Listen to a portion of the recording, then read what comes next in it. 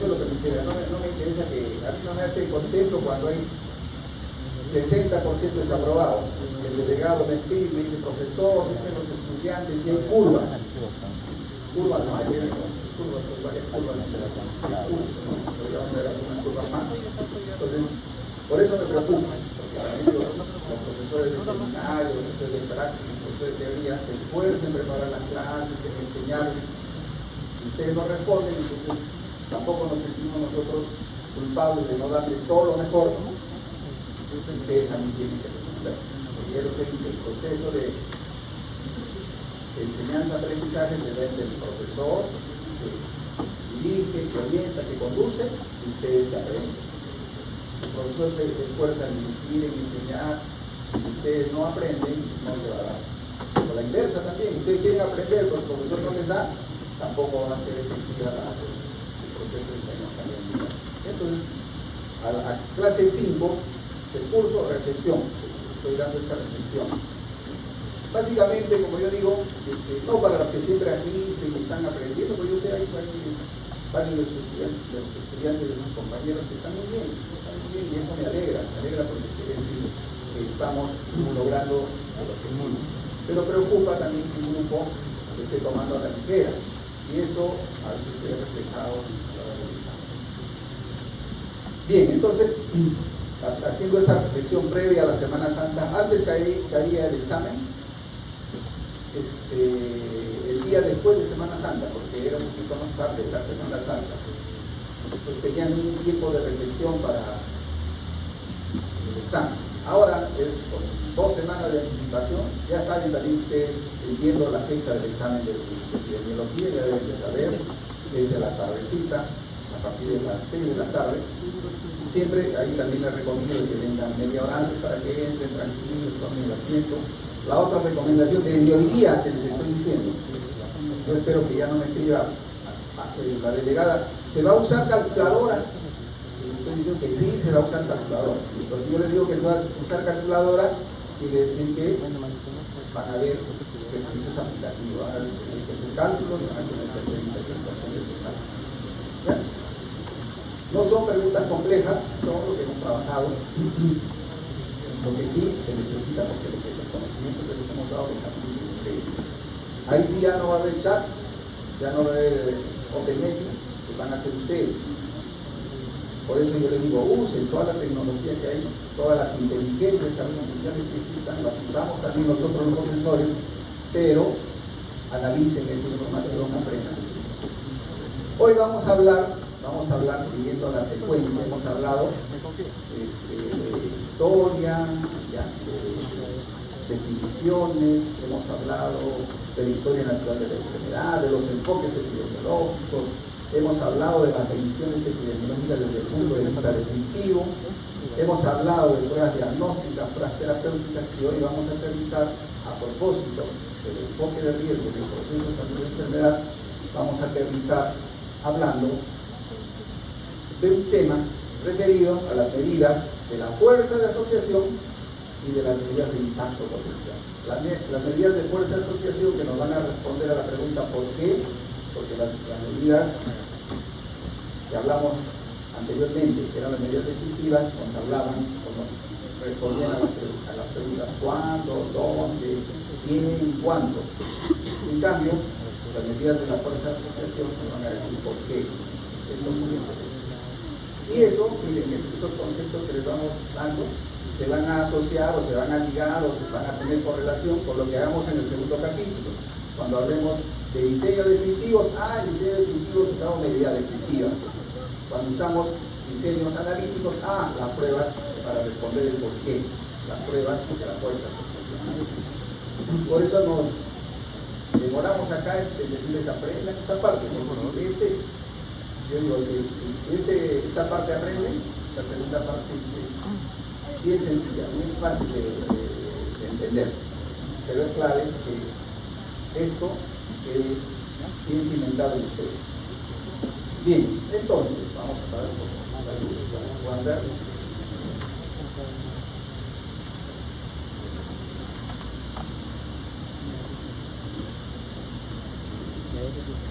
Esto de acá es un resumen también que les he preparado. ¿Ya? Lo que ustedes deberían sistematizar, yo les he sistematizado. Es decir, hay medidas de frecuencia, hay medidas de morbilidad y mortalidad, y ahí ya tienen que recordar cuáles son las medidas de morbilidad, y después hay cuáles son las de morbilidad, cuáles son las de mortalidad. Luego tenemos el tema de las pruebas diagnósticas que hemos hablado. Y ahí hemos hablado de sensibilidad y especificidad que les acabo de decir, eso mide la exactitud o, lo que hemos dicho también, la validez interna de la prueba. Los valores predictivos positivos y negativos que miden la validez externa o la exactitud externa de la prueba, y que están influenciados por la prevalencia. Y ahí que una prueba diagnóstica a la cabecera del paciente no la podemos utilizar indistintamente. Tenemos que saber cuál es la prevalencia que hay en la población, porque estos valores van a variar dependiendo de la prevalencia. Y ahí viene lo que hemos hablado de las razones de verosimilitud, donde calculamos unos indicadores que no son influenciados por la prevalencia, y que ese valor que calculamos nos va a permitir determinar la probabilidad post prueba. Y vamos a decir, sí, miren, esta prueba tiene una probabilidad post prueba de 90%. Vamos a decir, si aplicamos en los pacientes, vamos a tener la probabilidad de que, si tiene la prueba positiva, tenga la enfermedad del 90% o del 70%. Y luego tenemos esto de acá, que son las medidas de asociación. Y hay dos conceptos que hay que recordar. Una cosa, cuando hablamos de asociación, no mencionamos la palabra fuerza de asociación. Estamos hablando, cuando solo decimos existe asociación, estamos hablando de las medidas de asociación estadística que ustedes han trabajado ya en estadística. ¿Cierto? ¿Se acuerdan? La famosa prueba, ¿qué pruebas de hipótesis han trabajado en estadística? ¿Cuáles? ¿Recuerdan o no? ¿Han llevado estadística? Sí, ya, por ahí, no se acuerdan que llevó estadística. ¿Qué medidas o qué pruebas estadísticas utilizan ustedes o les han enseñado a ustedes para pruebas de hipótesis? Promedio, mediana, desviación estándar. No, ¿cuál es? ¿Cuál? La prueba de chi cuadrado. Entonces ahí va a depender, ¿no? Va a depender si son variables cualitativas o son variables cuantitativas. Si tienen la variable cuantitativa, si tienen o no tienen distribución normal. Esa cosa va a depender que utilicemos las medidas de asociación. Entonces, cuando decimos medidas de asociación a secas, estamos hablando de esas medidas que nos determinan la asociación estadística. Ya se mencionó chi cuadrado, prueba exacta de Fisher, TDSQ, las no paramétricas, análisis de ANOVA, análisis de varianza, esas pruebas que les han enseñado, los 5 o 6 pasos que hay que seguir para probar una hipótesis, ¿no? Y cuando hablamos de las medidas de la fuerza de asociación, nos estamos refiriendo a estas dos medidas. Al RR, que es el riesgo relativo, y el OR, que es el odds ratio, razón de probabilidades, razón de ventajas y otros sinónimos más que vamos a revisar más adelante. Entonces, fíjense bien eso. Y luego tenemos las medidas de impacto potencial. Las medidas de impacto potencial que pueden ser aplicadas en las personas que tienen la exposición o que pueden ser aplicadas en toda la población. Si se aplica en las personas que tienen la exposición, se va a llamar riesgo atribuible. Riesgo atribuible.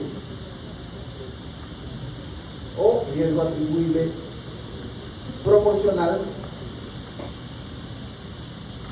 Riesgo atribuible o riesgo atribuible poblacional. ¿Está bien? Entonces tenemos dos medidas de impacto potencial. Medidas para los expuestos, que es el riesgo atribuible, y la fracción atribuible en expuestos. fracción etiológica de riesgo. ¿Ya? Entonces nuevamente les digo, cuando hablamos de medidas de impacto potencial, estas medidas de impacto potencial las podemos utilizar en los expuestos o en la población general. Cuando aplicamos en los expuestos, se va a llamar riesgo atribuible o fracción atribuible en expuestos. O también fracción etiológica de riesgo, FER. O también riesgo atribuible proporcional. Si estas medidas de impacto aplicamos en la población, se va a llamar riesgo atribuible poblacional o fracción atribuible poblacional, o también riesgo atribuible poblacional proporcional. Entonces ya vamos viendo que el riesgo atribuible y el riesgo atribuible poblacional nos va a dar como resultado una tasa. En cambio, la fracción atribuible en los expuestos, o la fracción etiológica de riesgo, o la fracción atribuible poblacional, el resultado nos va a dar en una probabilidad, en un porcentaje, en una proporción.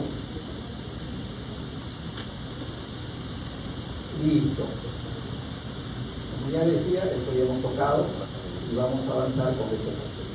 Entonces digo, recuerden bien esto, cuando hagan sus estudios descriptivos van a usar estas medidas, y cuando hagan sus estudios analíticos van a usar sobre todo estas medidas de Bien, entonces, en ese contexto vamos a revisar un poco de lo que es el enfoque de riesgo. Existe una serie de riesgos que están relacionados con el desarrollo de determinada patología, de determinado problema. Lo que les estoy mostrando acá es todos aquellos factores que están relacionados con este problema. Es un problema complicado, ¿no? Y acá les traigo las cifras. Miren, la obesidad a nivel nacional, el 25% de personas de 15 a más años de edad sufre de obesidad. 25% de obesidad. Eso quiere decir que ¿qué sería esto?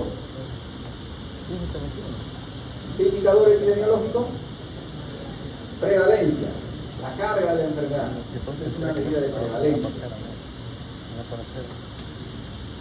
Y este problema tiene una serie de factores de riesgo, como por ejemplo la influencia social, papá gordito, mamá gordita, familia gordita, influencia social. Todos comen bien, hay que comer 3 platos, ¿no?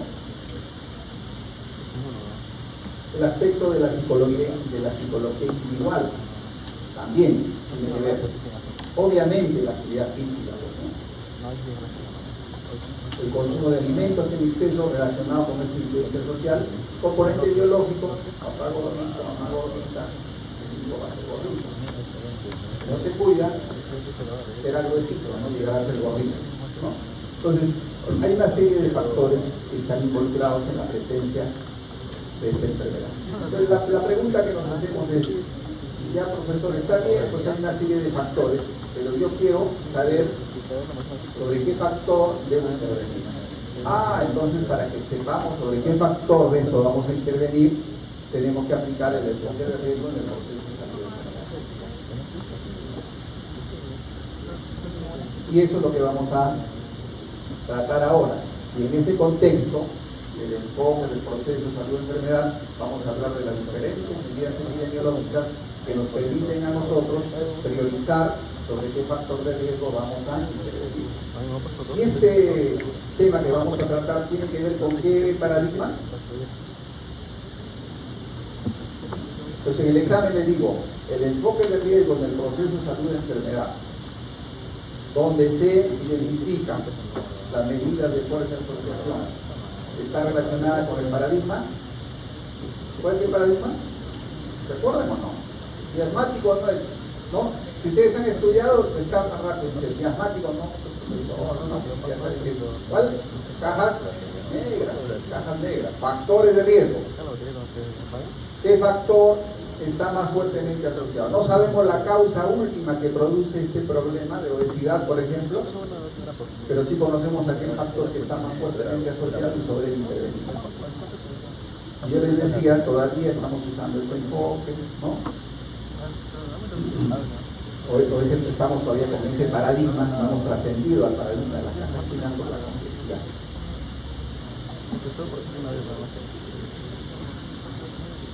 Muy bien.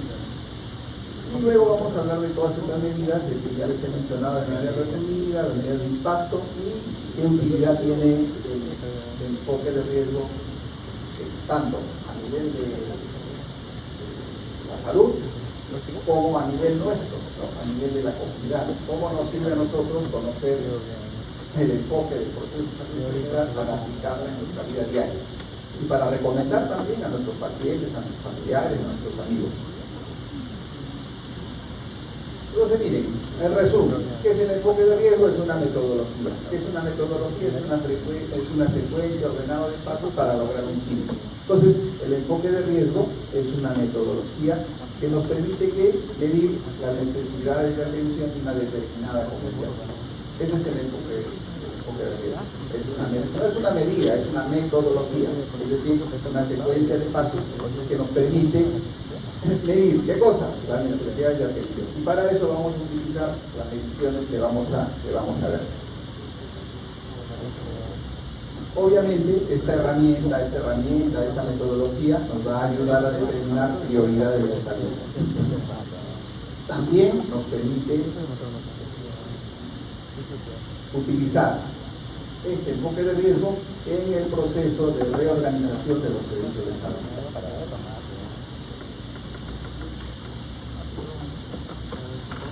¿Qué pretende este enfoque de riesgo?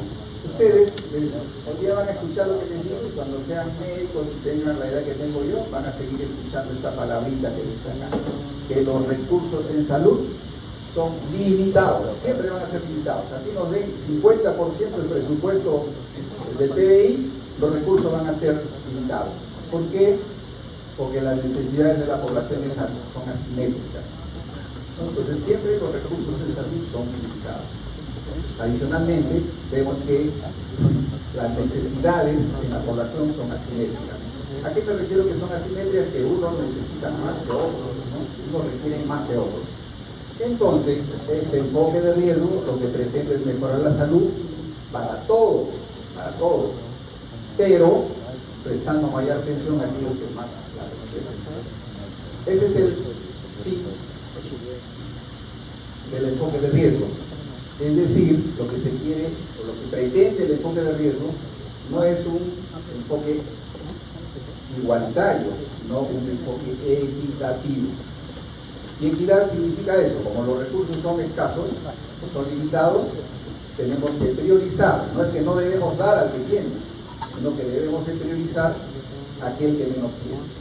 Por eso el enfoque de riesgo es un enfoque equitativo. Es como acá, ¿no? Acá nosotros le damos todo a todos, pero priorizamos a aquel que tiene dificultades. Lo mismo, el enfoque de riesgo en el proceso de salud de enfermedad, lo que pretende es dar a todos, pero focalizando la atención en aquellos que más la requieren. Por lo tanto, el enfoque de riesgo se convierte en un enfoque equitativo y no en un enfoque igualitario. El otro concepto que deben de recordar es el riesgo, el concepto de riesgo. Va a depender, pues, si usamos el diccionario de la lengua o el diccionario de epidemiología. Entonces, yo les he traído para que vean que hay una similitud. El diccionario de la lengua dice contingencia o proximidad de un daño. Y el diccionario de epidemiología nos dice la probabilidad. O sea, nos dice que es el riesgo, es la probabilidad de que un hecho ocurra. ¿Qué tan probable es que un hecho ocurra? Y en ese contexto vamos a usar este concepto de riesgo, en el contexto de la probabilidad.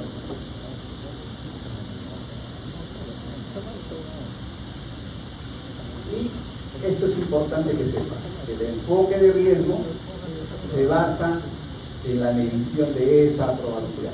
Se ha dicho de otra manera, el enfoque de riesgo lo que pretende es medir esa probabilidad de ocurrencia del daño. ¿Y quién va a evidenciar esa probabilidad? Las medidas que vamos a realizar.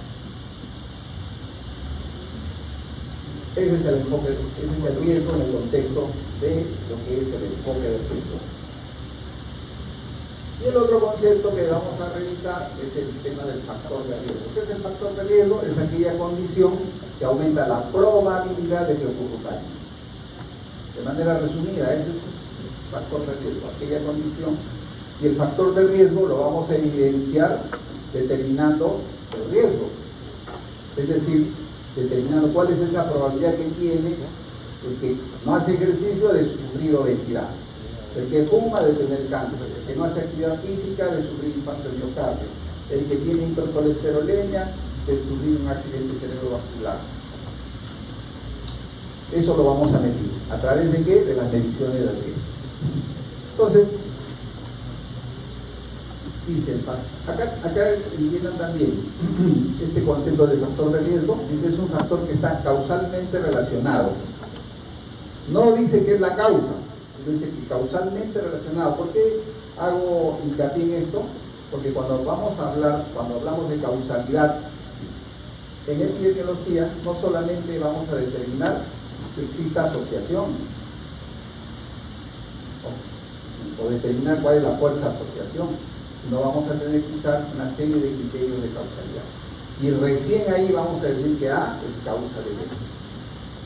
Acá lo que nos dice que es un factor que está causalmente relacionado con un cambio en el riesgo de un proceso, resultado o condición de salud relevante. Tiene una relación causal con la enfermedad y la relación causal es inherentemente probabilística. Y esto que dice acá, que la relación causal que hay entre el factor y la ocurrencia del daño es inherentemente probabilística, nos está diciendo de que lo que vamos a demostrar es de que este factor está relacionado, pero que no necesariamente es la causa de la ocurrencia del evento que estamos evaluando. Eso es lo que quiere decir. Voy a decir, sí, hay una relación causal, pero no nos permite evidenciar la causalidad desde la perspectiva epidemiológica. ¿Por qué? Porque para determinar la causalidad tenemos que usar una serie de criterios de causalidad que vamos a ver en la clase de la semana que viene. Los factores de riesgo pueden ser así. Una característica socioeconómica puede ser un factor de riesgo. Por ejemplo, vivir en un lugar donde las condiciones de la vivienda son inadecuadas. Un comportamiento, un estilo de vida personal, fumar, tomar alcohol, no hacer actividad física, comer alimentos inadecuados. Puede ser una exposición ambiental. Ejemplos hemos tenido cuando ha ocurrido este derrame de petróleo por ejemplo en Ventanilla, un factor de riesgo, pues, una exposición ambiental, que no solo va a afectar al ser humano, sino también va a afectar al ecosistema, y va a afectar a los animales.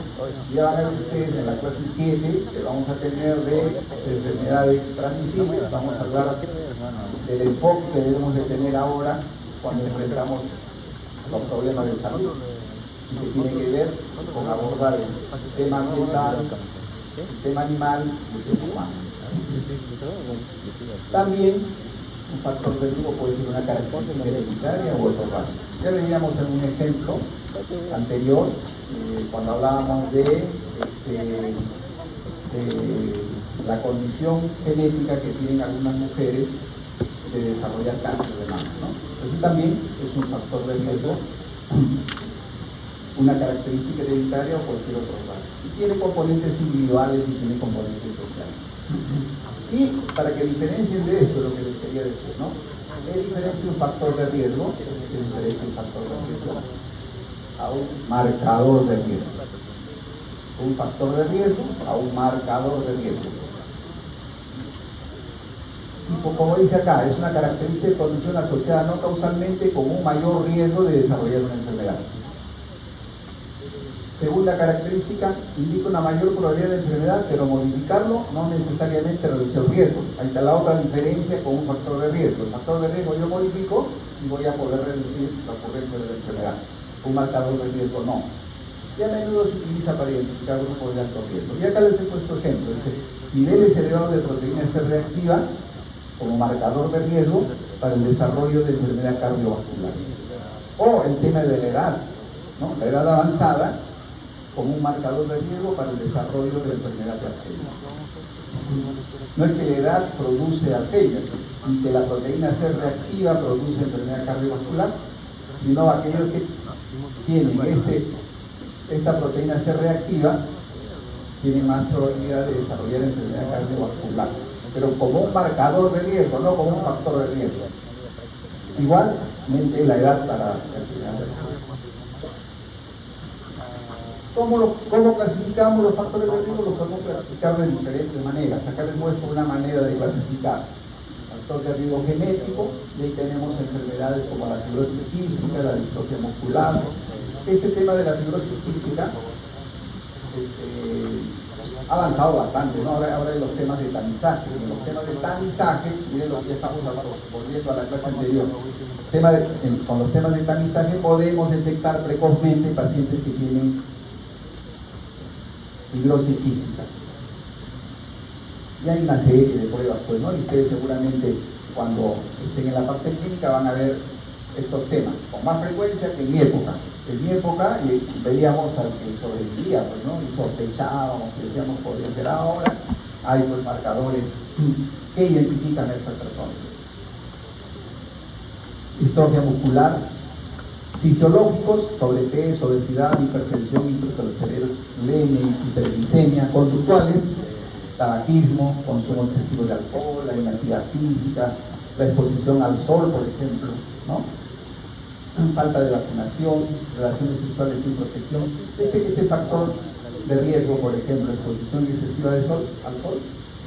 Cuando ustedes estén de médicos, seguramente se va a convertir en un gran problema este tema del cáncer de piel.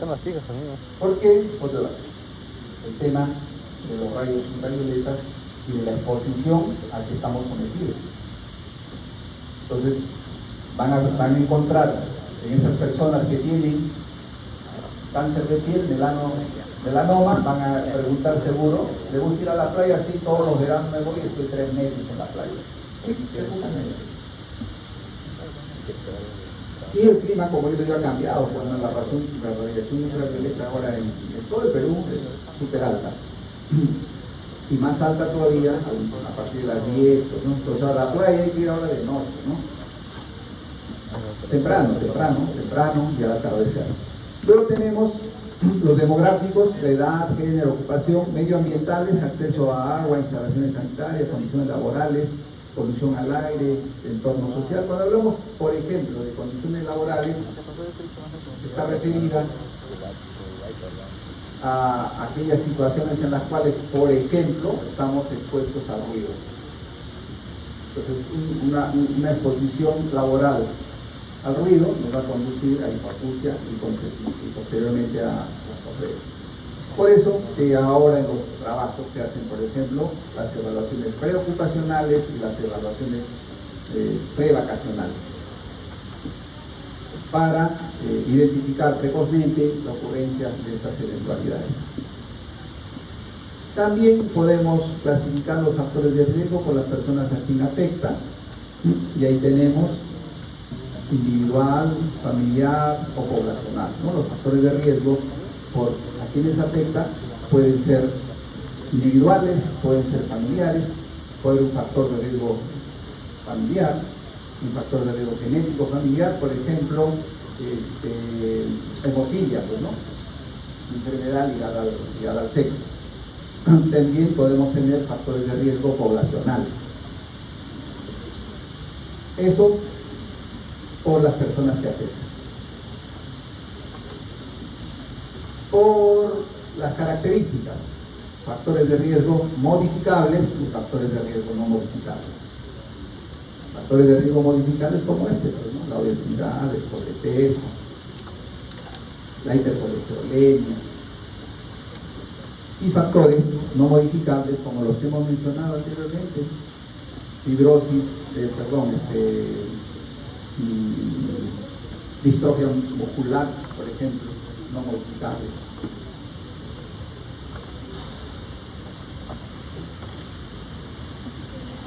Y según su relación con el individuo, pueden ser factores de riesgo intrínsecos y factores de riesgo extrínsecos. Factor de riesgo intrínseco, prematurez, por ejemplo. Factor de riesgo extrínseco, todo lo que están viendo acá ustedes. Esta canulita nasal, el catéter venoso, la intubación, son factores de riesgo extrínsecos. Aunque está relacionado con la ocurrencia de ciertas enfermedades o ciertos problemas de salud. Ahora, la pregunta es, profesor, ¿ya está bien? Pues no. Cuando digo que un factor de riesgo es importante y debo intervenir. Entonces, para que nosotros podamos intervenir sobre un factor de riesgo, debemos de tener tres condiciones. Una, debemos determinar el grado de asociación. Y ahí viene lo que vamos a trabajar. ¿Cómo determinamos el grado de asociación? Cuando hablamos del grado de asociación, es sinónimo de la fuerza de asociación. A eso nos referimos con el grado de asociación. Entonces, para decir cuán importante es un factor de riesgo, primero debemos determinar el grado de asociación. Entonces decimos, el grado de asociación es alto. Dice, vamos a ver el factor de riesgo fumar y cáncer de pulmón. Decimos, el grado de asociación entre fumar, la fuerza de asociación entre fumar y la presencia de cáncer pulmonar es elevada. Ya tenemos un elemento. Segundo elemento, tenemos que preguntarnos, ¿es posible prevenir? Segunda condición, porque si yo identifico una asociación donde no es posible prevenir, evidentemente no vamos a utilizar ese factor de riesgo para poder actuar sobre él. Y el otro elemento, la frecuencia del factor de riesgo en la comunidad. Entonces miren, vamos viendo acá uno de los elementos, ya estamos hablando del grado de asociación, las medidas que vamos a hablar. Frecuencia del factor, carga de la enfermedad. ¿Qué medida epidemiológica vamos a usar acá? Prevalencia, claro. Entonces, va a depender de que estos tres elementos se conjuguen. Si el grado es alto, hay posibilidad de prevenir y la frecuencia es elevada en la comunidad, entonces decimos sobre este factor de riesgo podemos intervenir. Porque de nada serviría de que nosotros digamos, por ejemplo, el grado de asociación es alto, el factor es frecuente en la comunidad, pero ¿saben qué? No hay nada que hacer. Porque ya es de por sí, ese factor no va a ser intervenido. Entonces tienen que conjugarse todos estos elementos. Y si se conjugan estos tres elementos, por eso hemos puesto acá, conjunción, alto valor para intervenir.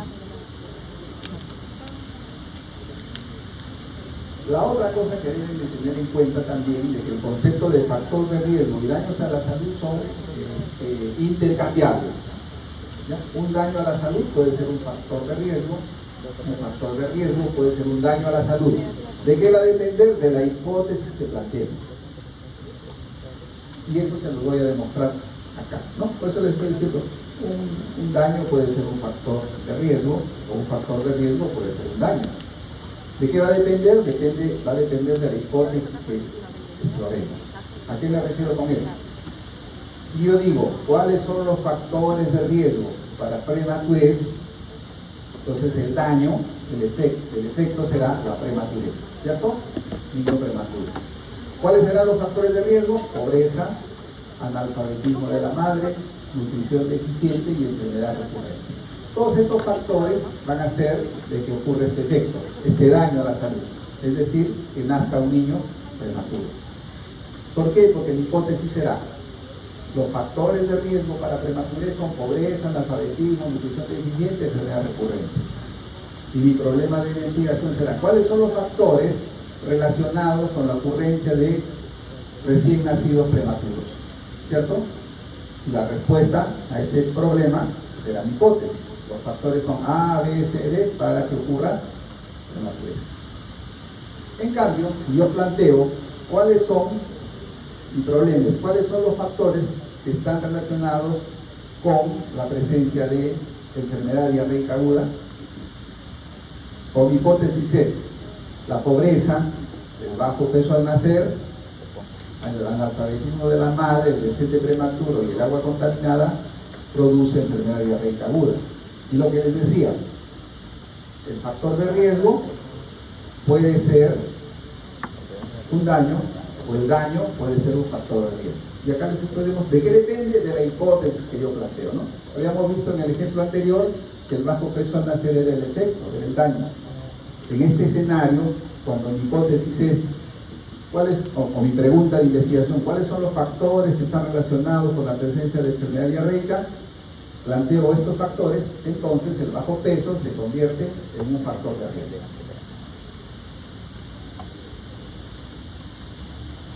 Y tenemos acá los dos, decimos, ¿cuáles son los factores de riesgo para la ocurrencia de muerte en los niños?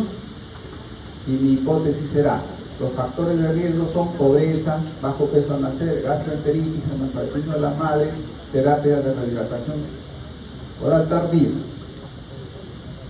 Esa es mi hipótesis, ¿no? Los factores de riesgo para muerte son estos factores. Y como ven, esto que era un efecto y esto que era también un efecto, en este escenario, en esta hipótesis que he planteado, se convierten en factores de riesgo. Entonces, lo que les decía al inicio, los factores de riesgo y los daños a la salud son intercambiables. ¿De qué va a depender de que un factor de riesgo sea un daño o un daño sea un factor de riesgo? De la hipótesis que plantee el investigador. ¿Cuál es el objetivo del conocimiento de los factores de riesgo? Primero, predecir. ¿Por qué? Porque la presencia de un factor de riesgo nos va a decir de que hay mayor posibilidad de que se produzca enfermedad. O sea, aquel que es obeso tiene 3 veces la probabilidad de sufrir infarto de miocardio que aquel que no es obeso. Predice, mira, tú eres obeso, no es que te vas a morir.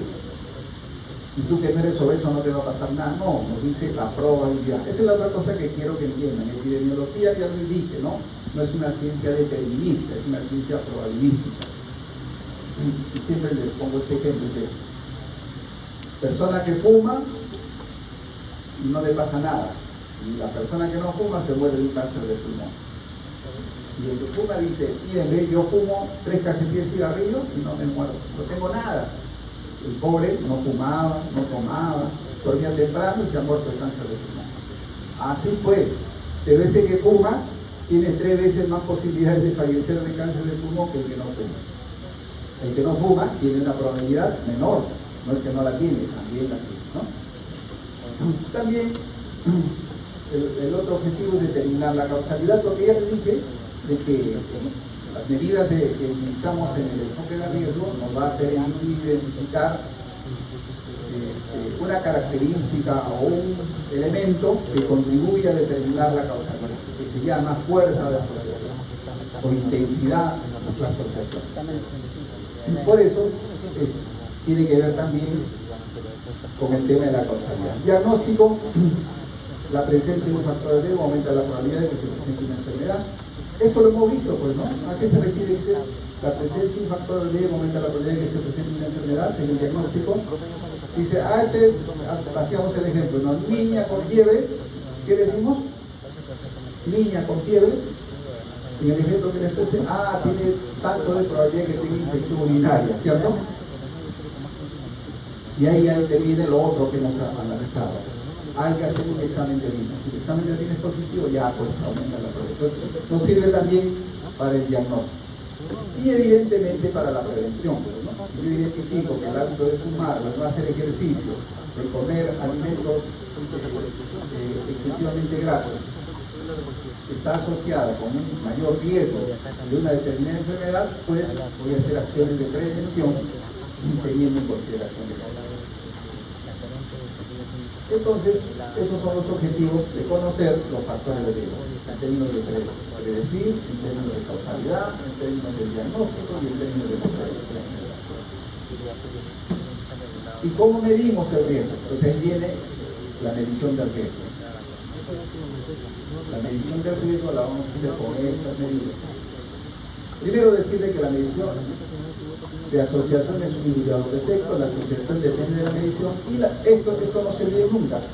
Algún profesor, creo que en su seminario les decía, no se olviden, ¿qué es lo primero que haces tú para que hagas la determinación de las características de la prueba? Le decía el profesor. El alumno decía, primero calculo la sensibilidad. No, lo primero que tienen que hacer es construir su tabla de dos cosas.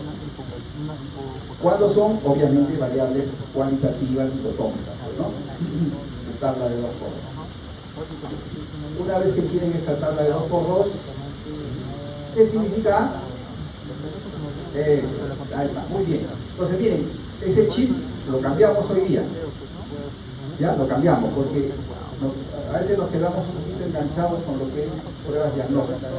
En este tema de enfoque de riesgo, A ya no se va a llamar verdadero negativo. A se va a llamar enfermos expuestos. Miren, A, en el contexto de el enfoque de riesgo, la determinación de los factores de riesgo, A ya no es lo verdadero positivo. Eso lo guardamos para el tema de pruebas diagnósticas. A representa los enfermos que tienen el efecto y los que tienen el factor. Enfermos con la exposición, con el factor. ¿A qué me refiero? Ejemplo clásico. Cáncer de pulmón y fuma. Cáncer de pulmón sí, cáncer de pulmón no. Fuma sí, fuma no. A eso se refiere. Y en este escenario ya van viendo que existen dos variables. Una variable independiente y una variable dependiente. ¿Cierto? ¿Está bien? Pero siempre va a existir eso. La variable dependiente va a estar siempre acá, no se olviden. Y la variable independiente va a estar en la primera columna. No inviertan, si invierten les va a salir cualquier cosa en lo que está. Entonces A son aquellos que tienen la enfermedad y están expuestos. B son aquellos que no tienen la enfermedad pero que están expuestos. C son aquellos que tienen la enfermedad pero no tienen la exposición. D son aquellos que no tienen la enfermedad ni tienen la exposición.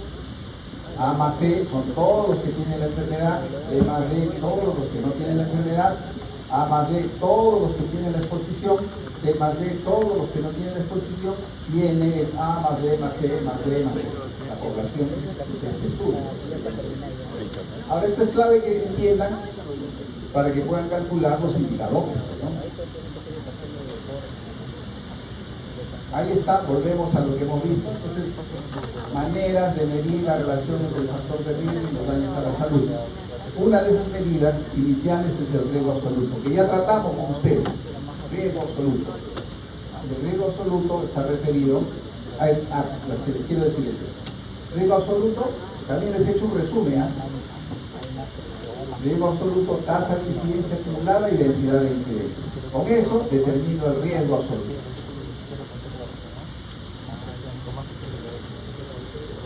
Medidas de asociación, lo que les pregunté, pruebas de hipótesis, chi cuadrado, prueba exacta de Fisher, test de Stewart, correlación, pruebas no paramétricas.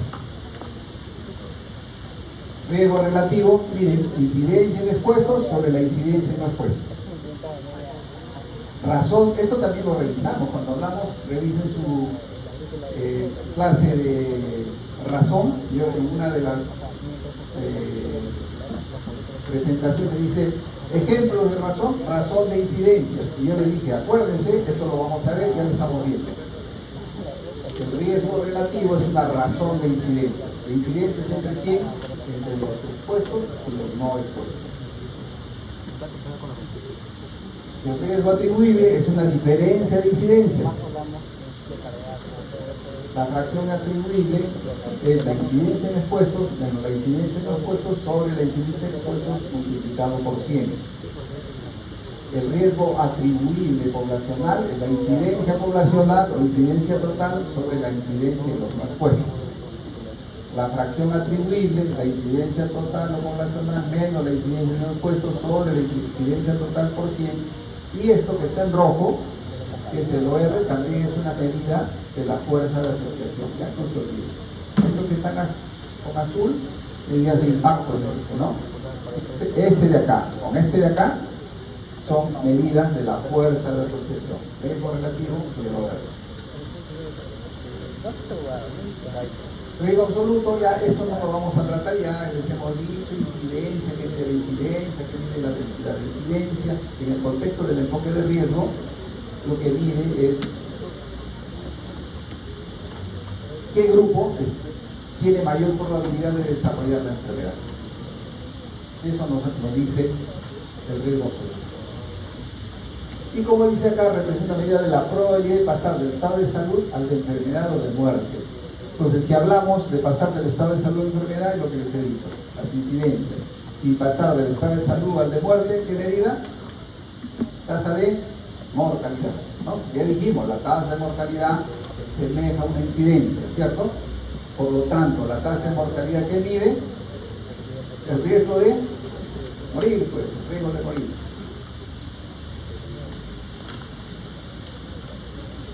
Esto de acá es la medida de asociación que ustedes se han hecho, pues, ¿no? Han hecho, han calculado, han desarrollado de manera estadística.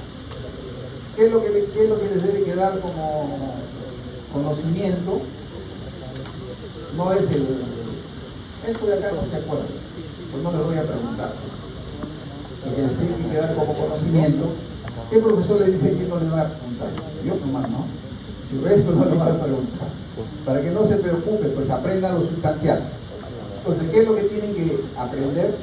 Tienen que aprender que existe un chi cuadrado calculado y existe un chi cuadrado tabular, ¿cierto? Eso saben. El chi cuadrado tabular lo consiguen en la tabla de chi cuadrado. Como es una tabla de 2×2, con un grado de libertad y con un 95% de confianza.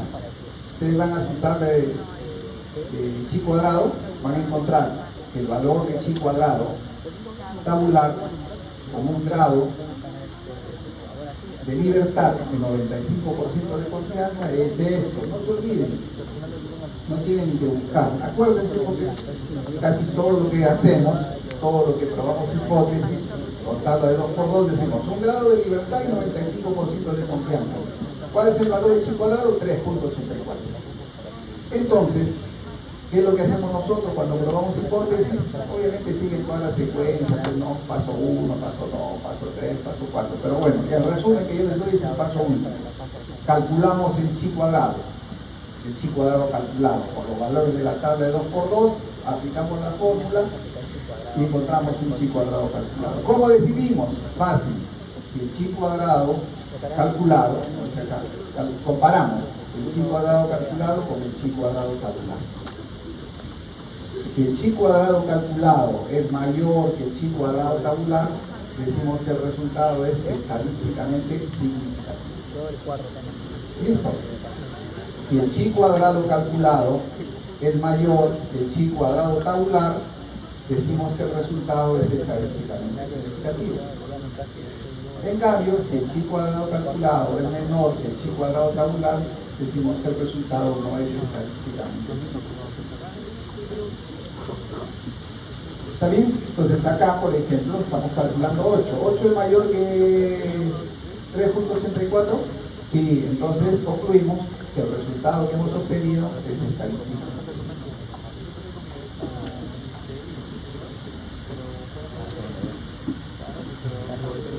Listo, ¿alguna pregunta? ¿Algo más? Listo. Sí, por favor. Dime. Mayor de chi cuadrado tabular, el resultado obtenido es estadísticamente.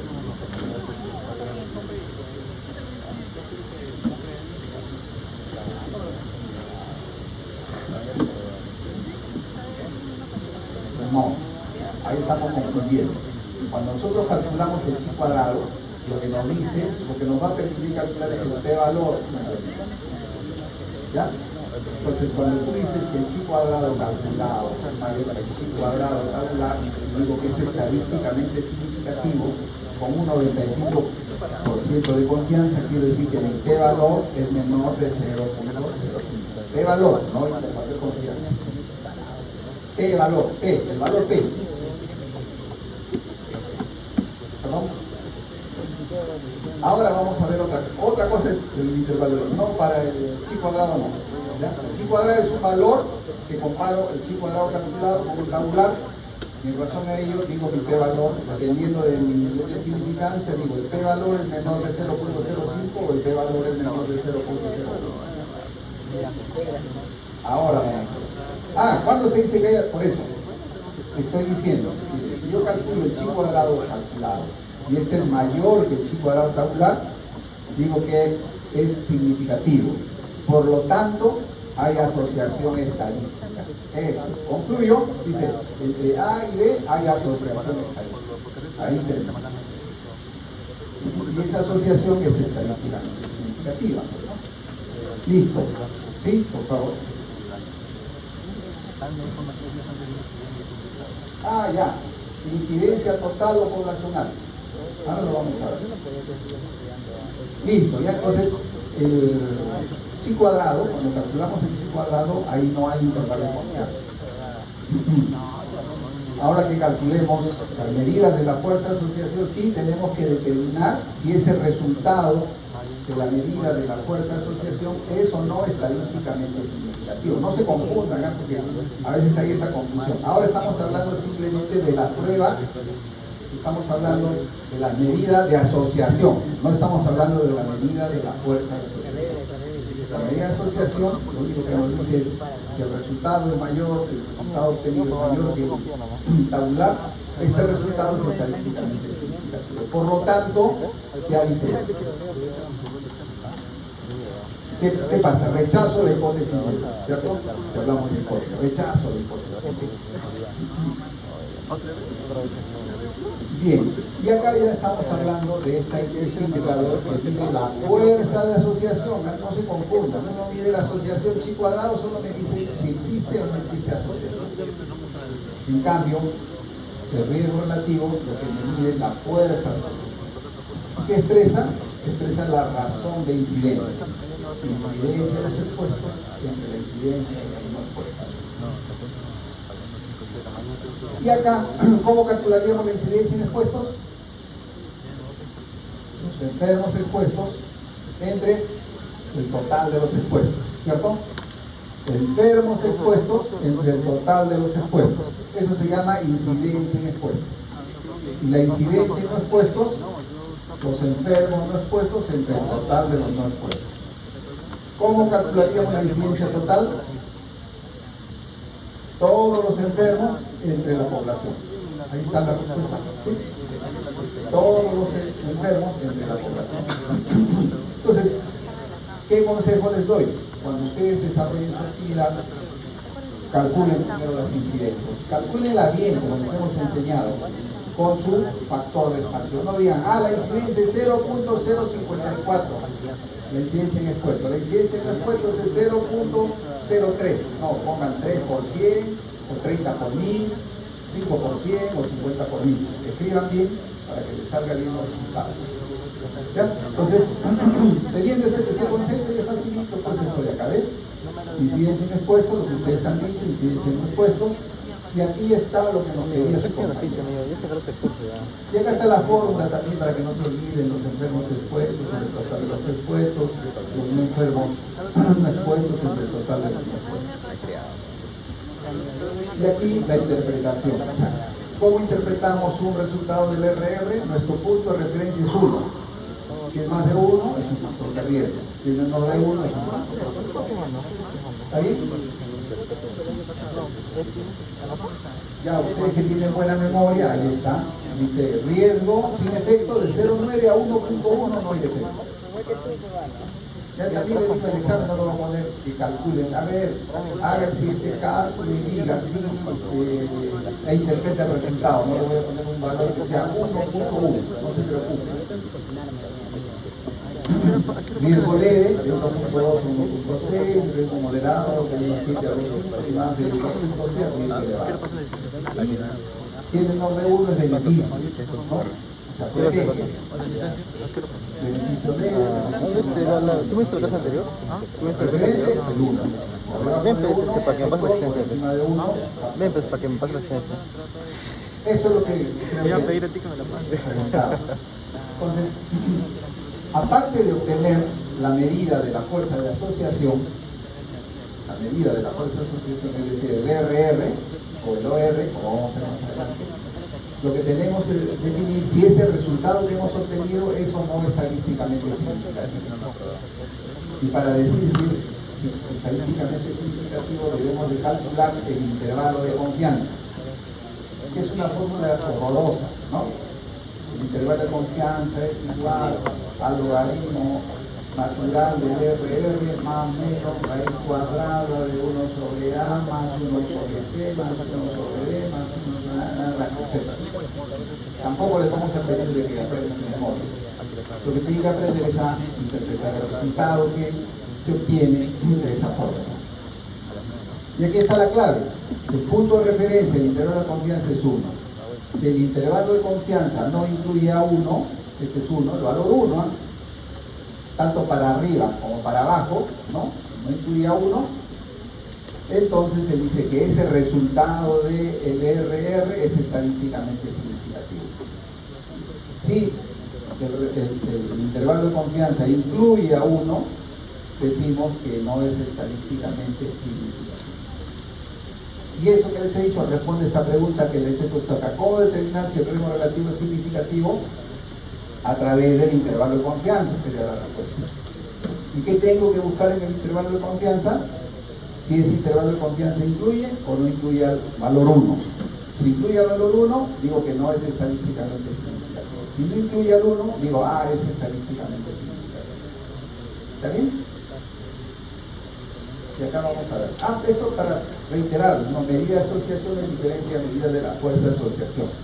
Ya dijimos, la medida de la asociación, la que les hemos mencionado inicialmente y la que calculamos, porque es una tabla de 2×2, que es el chi cuadrado, en este caso, y la medida de fuerza de asociación, que les he dicho que es el RR, y es el OR. Otro concepto que deben de recordar es que para calcular el RR necesitamos conocer las incidencias, ¿cierto? Y para poder, ¿qué son las incidencias? ¿Son fotos o son películas? Películas. Entonces, para obtener las incidencias, los estudios deben ser de seguimiento. No se olviden, porque si es un estudio caso control, no van a poder calcular incidencias. Y si calculan, está mal. Entonces, cuando queremos calcular el riesgo relativo, debemos tener las incidencias. Y la única manera de obtener incidencias es cuando hacemos seguimiento de la población. Si no hay seguimiento, no hay incidencias. Y si no hay incidencias, no podemos calcular los riesgos relativos. Y acá está el ejemplo. El examen les va a venir así. Ustedes van a tener que construir su tablita bonita. En el examen les damos hojita también. Entonces, para el día del examen no traigan hoja, traigan su lápiz nomás, su lápiz, su borrador por si acaso, su DNI y nada más. No vengan con casacas, que dicen que existen las casacas. Vengan con el tabelito también. ¿Puedes poner mi nombre o...? Para que no lo olviden. No sé, yo dije que ponga la semana pasada en la persona. Por eso... Y que la tienen que recoger. no, dije acá. Sí, entonces, ¿lo puedes poner? luego de que se es que todo si me esto, deja que ponga la semana. entonces, Te escribo mi código. ¿cuál es la variable independiente? ¿Cuál es la variable independiente? Hábito de fumar. La variable dependiente, cáncer de fumar, ¿no? Entonces hemos obtenido bien un chi cuadrado de 231.55. ¿Qué nos dice? ¿Existe o no existe? Si puedes me avisas, si no, también, igual avísame si Sí no puedes. existe. Entonces diríamos, hay asociación entre el hábito de fumar y el cáncer de pulmón. Y este resultado es estadísticamente significativo. ¿Ven? Eso es lo que es el punto, ahí queda. Y si quieren, entre paréntesis, ponen P valor menor de 0.05. ¿Listo? Eso es importante que aprendan, porque a veces ustedes cuando hacen sus trabajos de investigación para tener su título de cirujano, comienzan a escribir de que existe esta asociación es fuerte, o ponen hay asociación causal. Entonces, entiendan estas cosas para que luego, cuando haya la revisión o cuando ustedes tengan que sustentar, no les digan, tiene que rehacer su trabajo, tiene que volver a hacer su trabajo, no va a hacer trabajo. Entonces, ese es el valor de chi cuadrado.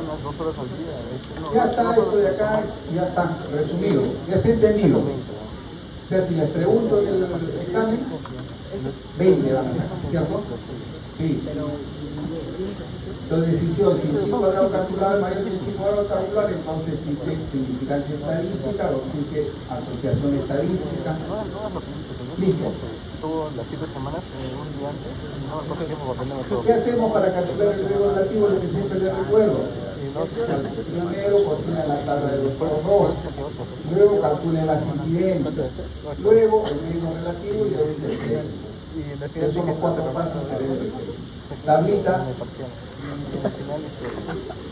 incidencia en expuestos, incidencia en expuestos, riesgo relativo, interprete.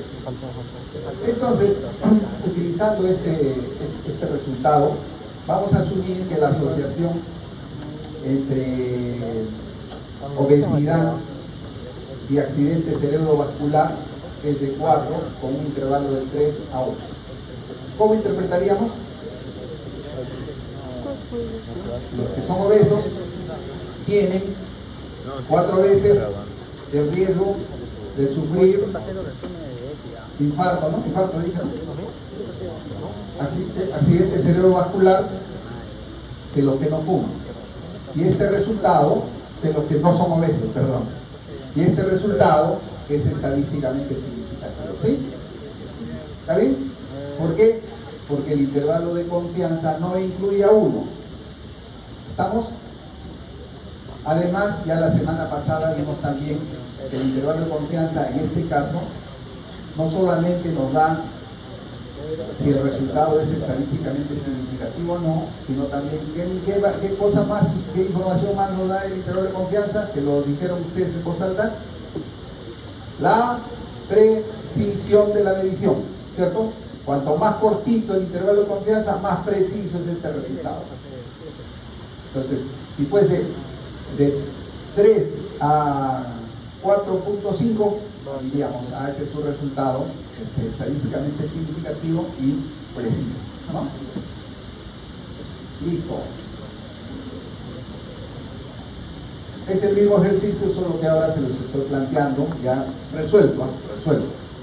Entonces hemos calculado la incidencia. Hagan el esfuerzo, ustedes siempre calculen. De repente el profesor se equivocó y dice profesor, pero no está bien, se ha equivocado, ¿no? Hagan el esfuerzo. Ya les hemos dicho cómo calculamos la incidencia en expuesto, la incidencia en no expuesto, y ahí está la incidencia total también, ¿eh? Está la incidencia total, que es el total de los que tenían la enfermedad entre la población en general. Entonces calculamos el riesgo relativo y nos sale este valor. ¿Cómo interpretamos? A ver, ahora sí, ayuden como para que se despierten. Y yo también descanso. A los de atrás vamos a pedirle, ¿no? No se duerman.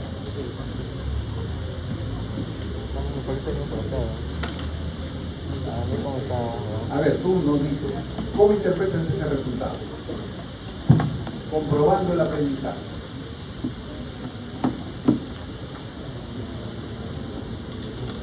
Lo primero, pues yo digo, en la clase también utilizamos el enfoque de riesgo. Vamos a dar más al que necesita, más, ¿no? Entonces, lo primero que tienes que identificar es cuáles son las variables que estamos evaluando. Eso es lo primero. Porque cuando tengas el examen, va a venir todo eso menos el cuadrito de los resultados. Va a venir eso así escrito en tu examen.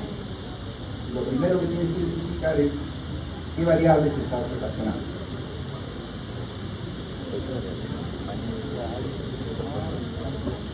¿Cuál es la variable independiente y cuál es la variable dependiente?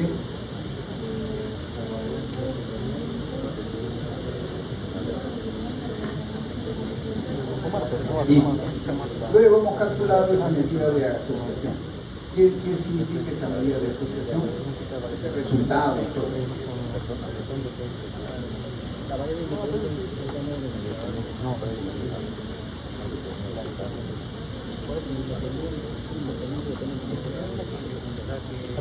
¿Qué es una pizza?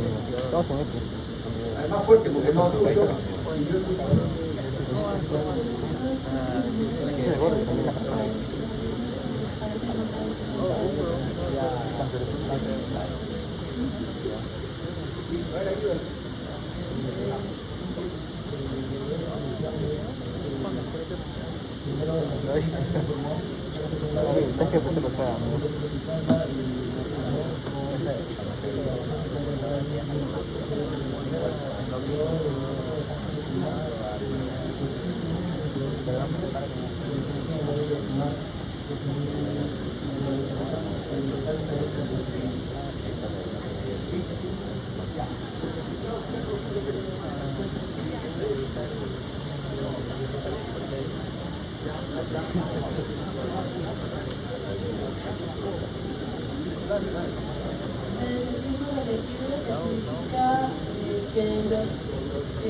Los pacientes que fuman, que tienen el hábito de fumar, tienen 2.69 veces más probabilidad de tener cáncer de pulmón.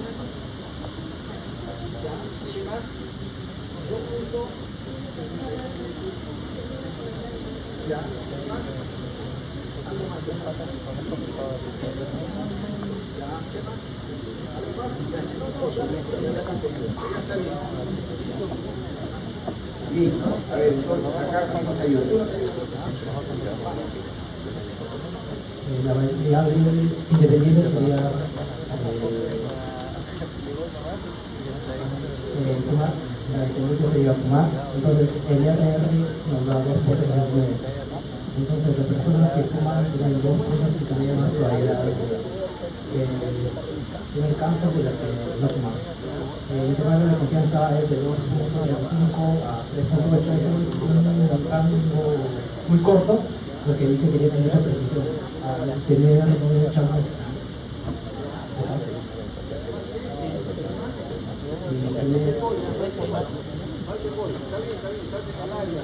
Tiene mucha resonancias ahí, es significativo. Muy bien, muy bien. Entonces, miren, ahí ha habido un pequeñito error. La medición, él nos ha dicho 2.69 veces mayor o más. No es mayor o más, es 2.69 veces el riesgo de sufrir cáncer de pulmón con respecto, dicha de otra manera, aquellos que fuman tienen 2.69 veces el riesgo de sufrir cáncer de pulmón con respecto a los que no fuman. Y este resultado es estadísticamente significativo. Y diríamos preciso también, ¿no? Porque el intervalo de confianza es corto. Y ya él nos añadía otro concepto importante. Seguramente ese intervalo de confianza es corto porque la muestra es grande. Sí, es una muestra grande de 36.550. Por eso el intervalo de confianza es corto. Y entonces no se olviden, no se pone veces más, veces no, dime.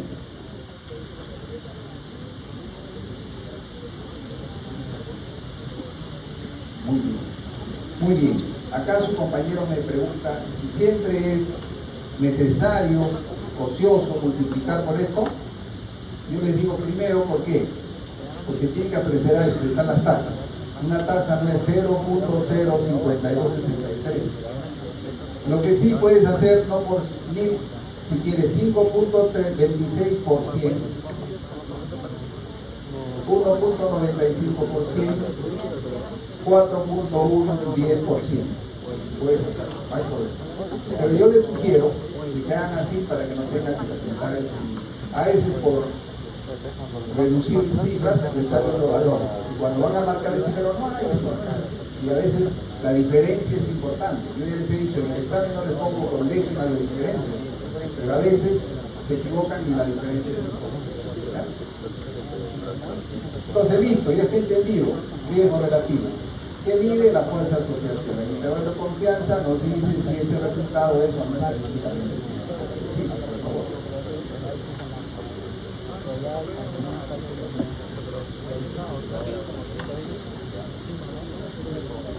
No, no hay, ahí sí no hay. Usualmente vamos a, cuando comparamos, de manera comparativa, vamos a decir cuál es más preciso que otro. Pero intuitivamente, cuando tengo un valor aislado, si la diferencia es corta, digo, este resultado es preciso. No, no hay un parámetro. No hay como sensibilidad 90% más útil ya para screening. No existe ningún problema.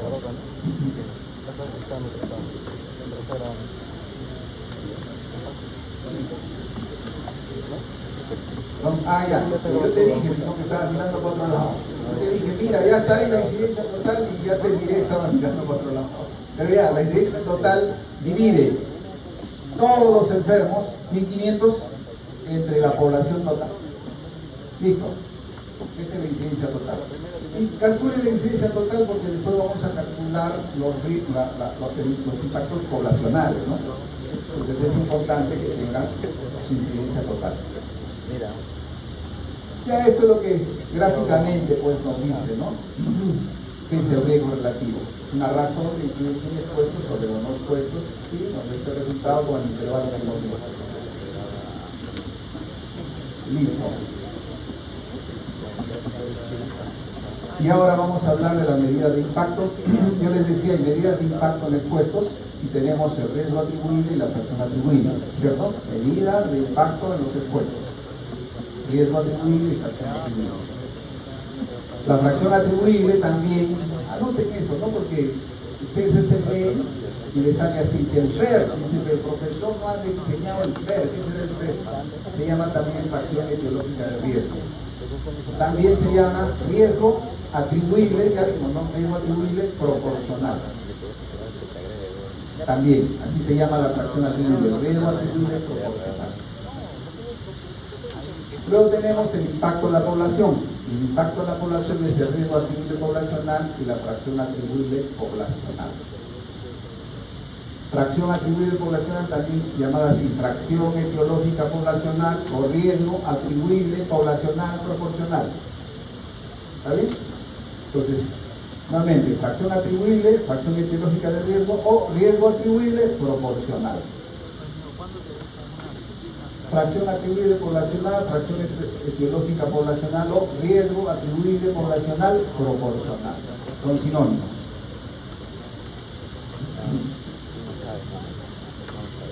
Riesgo atribuible, miren, se indica lo que puede esperarse que suceda con el daño a la salud en los expuestos, ¿sabes? Cuando hable riesgo atribuible a secas, estamos refiriéndonos a los expuestos.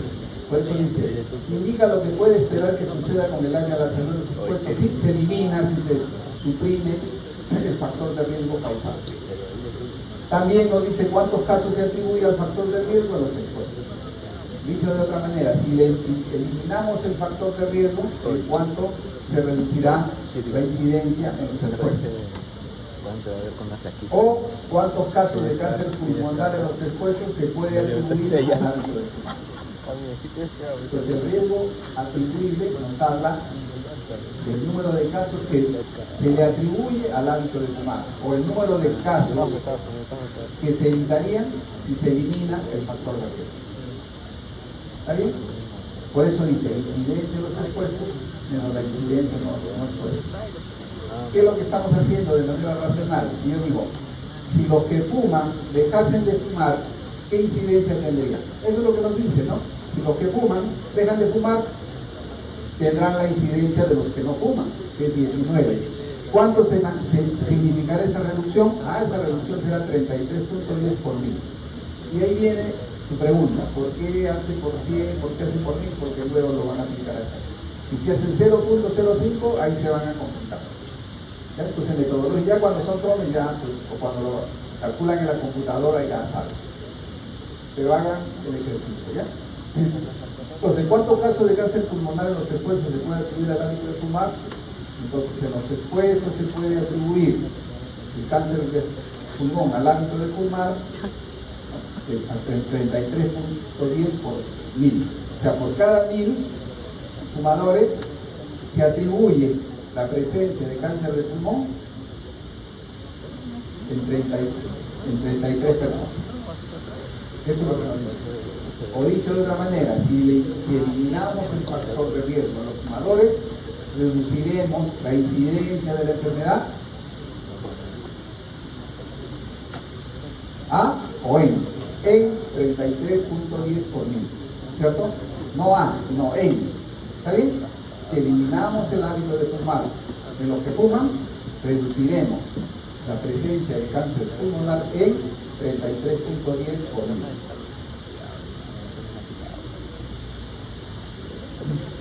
La fracción atribuible, presten bien atención a esto.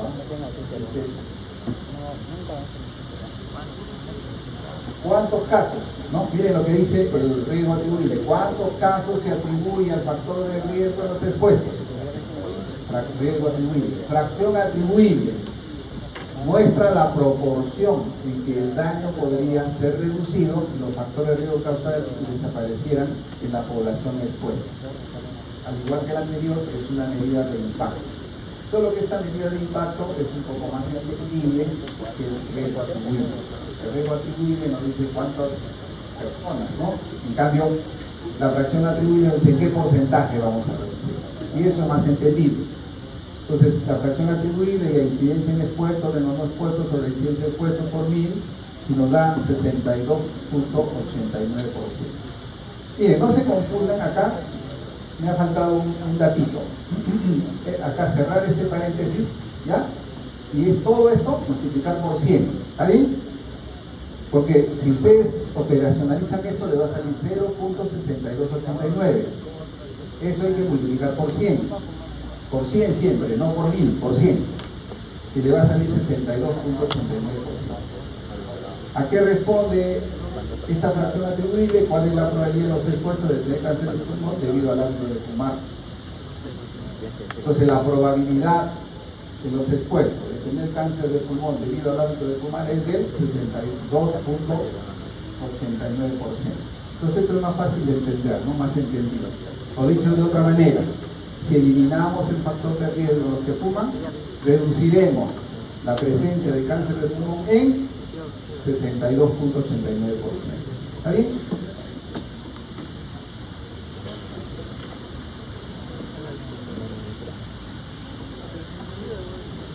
Seguimos el mismo ejemplo y acá le estamos poniendo ya en resumen, pues no riesgo atribuible, fracción atribuible, y ahí están las interpretaciones, uno dice cuál es la probabilidad y cuántos casos. Cuando ustedes les ven cuántos casos, estamos en los expuestos, estamos hablando de riesgo atribuible. Si le dice cuál es la probabilidad o en qué porcentaje de los expuestos, estamos hablando de fracción atribuible, fracción etiológica de riesgo o riesgo atribuible proporcional. ¿Cierto? ¿Está bien? Entendido.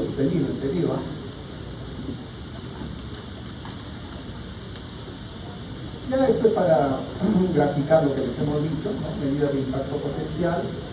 Tenemos el riesgo atribuible, es la magnitud de la reducción.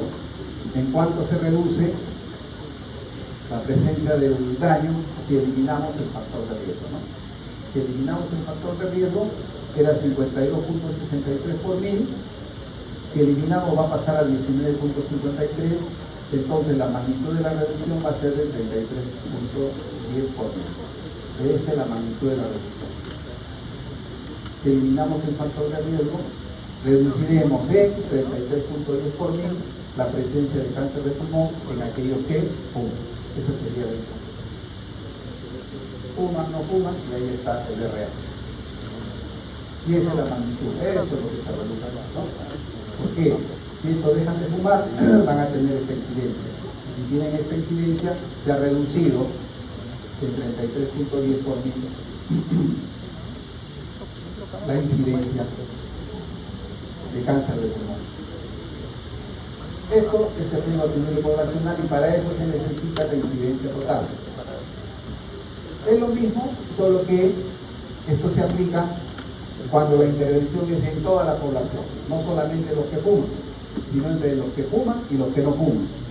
Evidentemente, el impacto va a ser menor, ¿no? El impacto va a ser mayor si la intervención es en aquellos que fuman. Si yo intervengo en toda la población entre los que fuman y los que no fuman, el impacto va a ser menor. Y eso está acá. Otra cosa que deben de recordar cuando ustedes quieren aplicar estos conceptos de impacto desde la perspectiva de la salud pública, tenemos que usar aquellas medidas de impacto poblacional, o sea, el riesgo atribuible poblacional y la fracción atribuible poblacional. Entonces, ya la pregunta es la misma: ¿cuántos casos de cáncer de pulmón en la población se pueden atribuir al hábito de fumar. Entonces se pueden atribuir al hábito de fumar 21.50 por 1000 casos de cáncer de pulmón en la población. Eso es lo que nos dice el riesgo atribuible poblacional. Sí, por favor. ¿Perdón?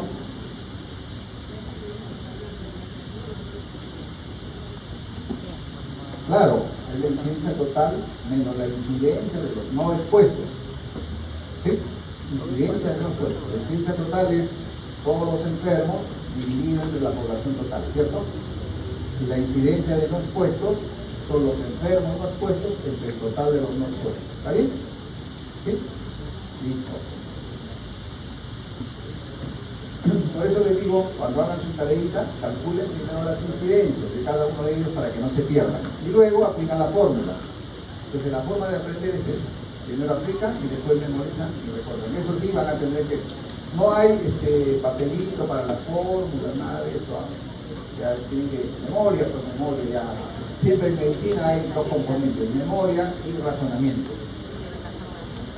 Más razonamiento que memoria, evidentemente. Fracción atribuible poblacional, incidencia total menos incidencia de los puestos, esto se llama riesgo atribuible poblacional, ¿se acuerdan? Sobre la incidencia total multiplicado por 100, y eso nos da 52.40. Dice, ¿a qué pregunta responde este resultado? ¿Cuál es la probabilidad en la población de tener cáncer de pulmón debido al hábito de fumar? Miren lo que dice, ¿cuál es la probabilidad en la población? Si le dicen en la población, tienen que calcular la fracción atribuible poblacional. Si le dicen cuál es la probabilidad de los expuestos, van a tener que calcular la fracción etiológica de riesgo. ¿Está bien? Esta es la otra medida de la fuerza de asociación. Es el famoso odds ratio. Lo hemos separado del tema del riesgo relativo. La interpretación es la misma, los intervalos de confianza se interpretan de igual manera, pero para seguir una secuencia ordenada lo hemos separado, porque como han visto ustedes, el riesgo relativo y todas las otras medidas se calculan utilizando las incidencias. Entonces, para que yo pueda, nuevamente les repito, para que yo pueda calcular las incidencias tengo que hacer seguimiento. Dice, se hizo un estudio entre el año 2020 y 2025 en personas que eran obesas y no obesas, y se determinó que las obesas, tantas desarrollaron accidente cerebrovascular, y las que no eran obesas, tantas no desarrollaron accidente cerebrovascular. Si esa es la premisa, la medida de la fuerza de asociación que debemos de calcular se va a llamar riesgo relativo, y todas las otras medidas, ¿no? En cambio, cuando no tenemos incidencias y queremos calcular la fuerza de asociación, lo que vamos a determinar es el odds ratio, llamado también razón de producto cruzado, razón de posibilidades, razón de probabilidades, razón de disparidad, razón de ventajas y razón de nombres. Todos los sinónimos que tiene el odds ratio. Entonces miren, si yo no puedo calcular incidencias y quiero determinar la fuerza de asociación, lo que voy a calcular es el OR. ¿Cómo se calcula? Es una razón de odds. Y finalmente se convierte en una razón de producto cruzado. Por eso a odds le llaman, al odds ratio, a la razón de odds también le llaman razón de producto cruzado, porque es una razón de producto cruzado. Y miren lo que dice también acá, cuando el OR es un buen estimador del riesgo relativo, cuando la prevalencia de la enfermedad es baja o cuando la enfermedad es rara. ¿Cuándo se dice que una enfermedad es rara? Cuando la prevalencia es baja. ¿Cuánto es baja? Ahí sí lo que pregunta la delegada, pero profesor, ¿cuándo se dice que es baja? Cuando es 10 o menos, se dice que la prevalencia es baja. 10, cuando la prevalencia es 10, y cuando yo digo 10, 10%, pues no, obviamente. 10% se dice que la prevalencia es baja. Entonces, en esas circunstancias, El OR es un buen estimador del riesgo relativo. ¿Qué quiere decir que es un buen estimador? Que se aproxima al valor del RR. Si no, ya van a ver lo que ocurre. Esto, cuando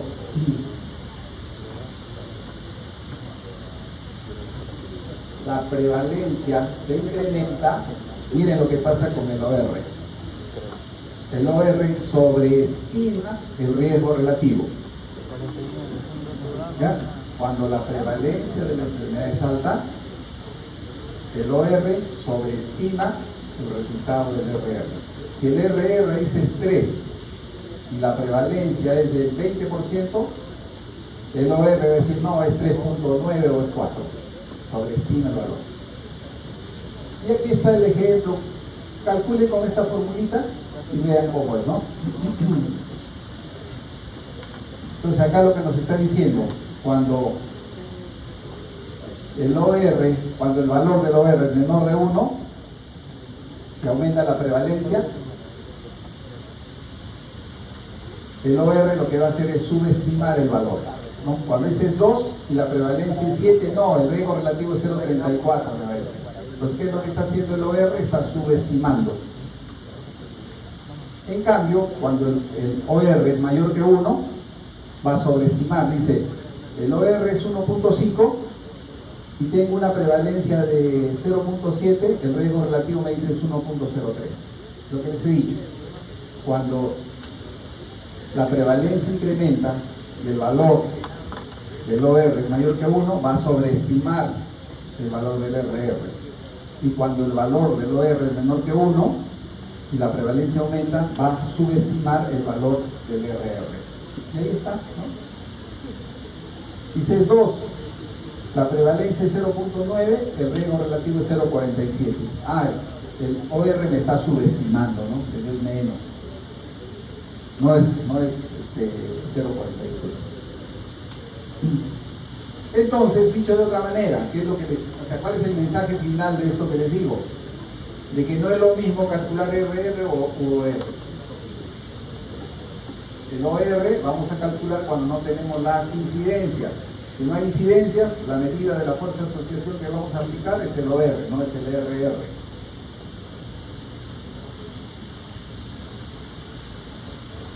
Lo mismo ya para repetir el OR igual a 1, menor que 1, mayor que 1, la misma transparencia, la misma, solo que ya no dice RR, sino dice OR. Entonces, cuando ustedes tienen estudios de casos y controles, vamos a calcular el OR.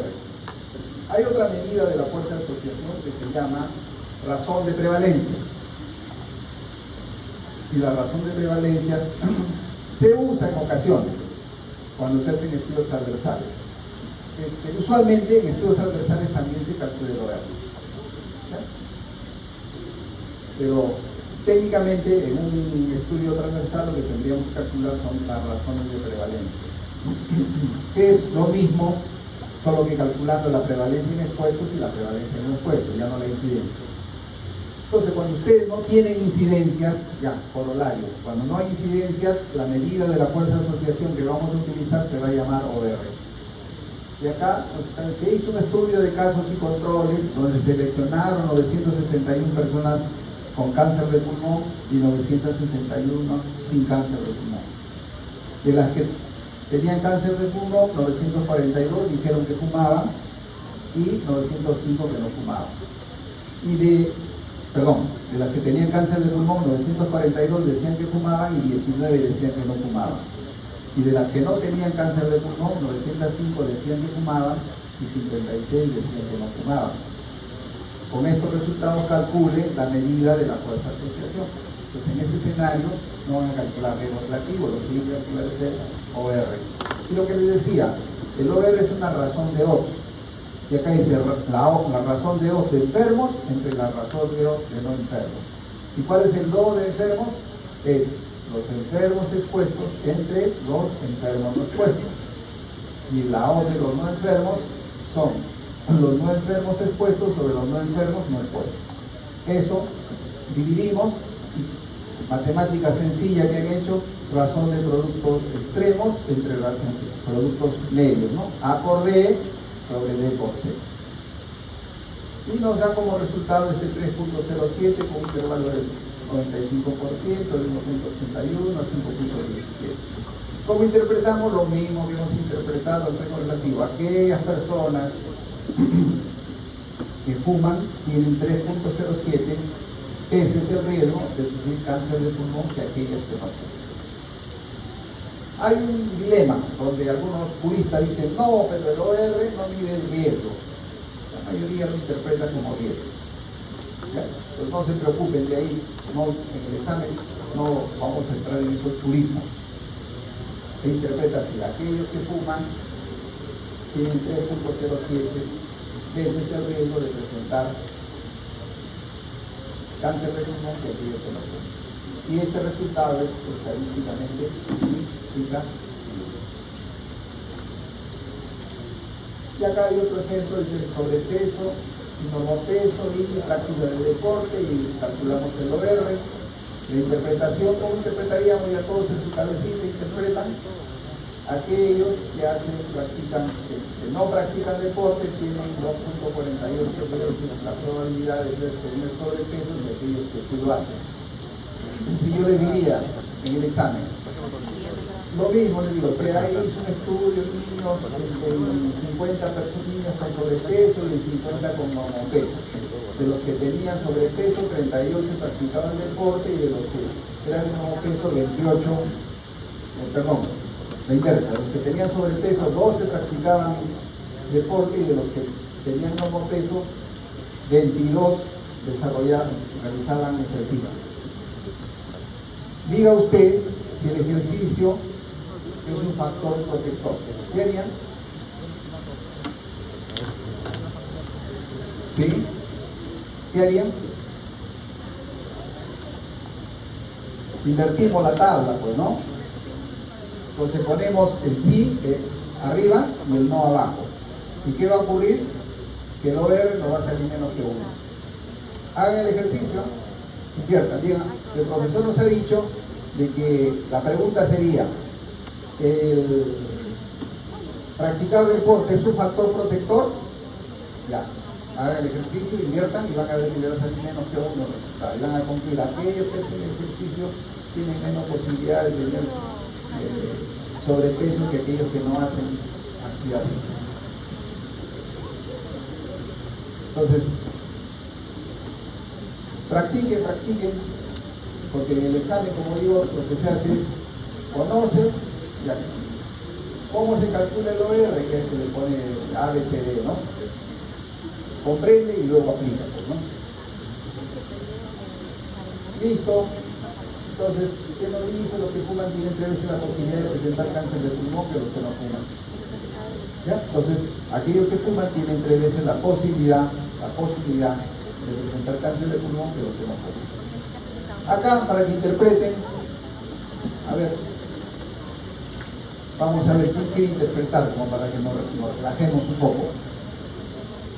Tú, listo, vamos.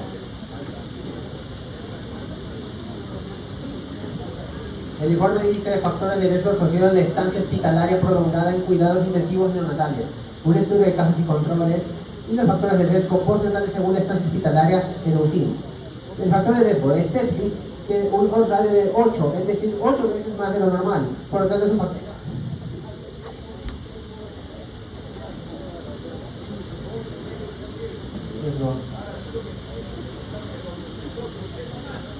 ¿Por qué no más?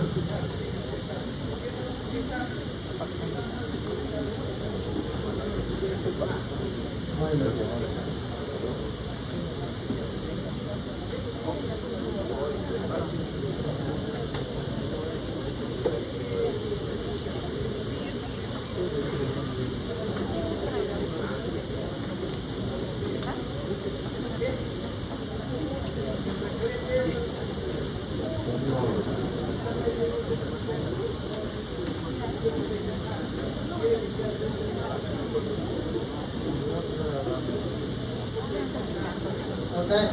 O sea, no debe estar básicamente.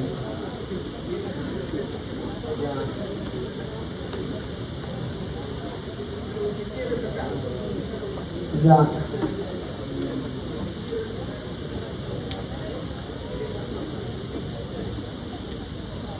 que básicamente todos son factores de riesgo con excepción de la hiperbilirrubemia.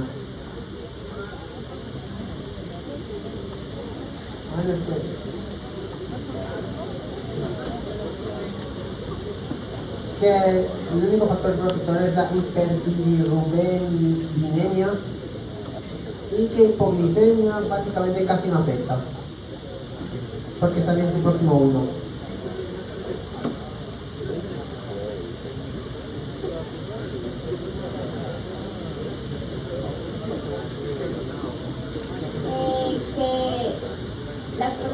Que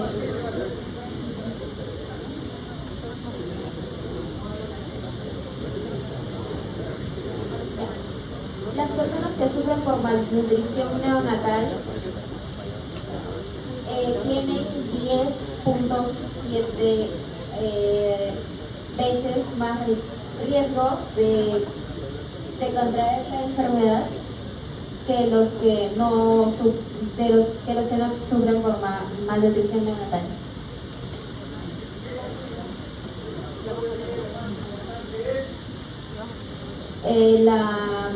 Que tengan malnutrición neonatal.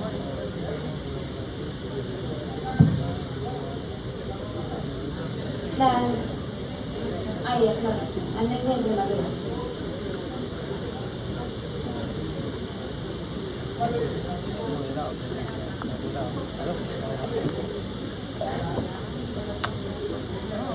Hiperbilirubinemia.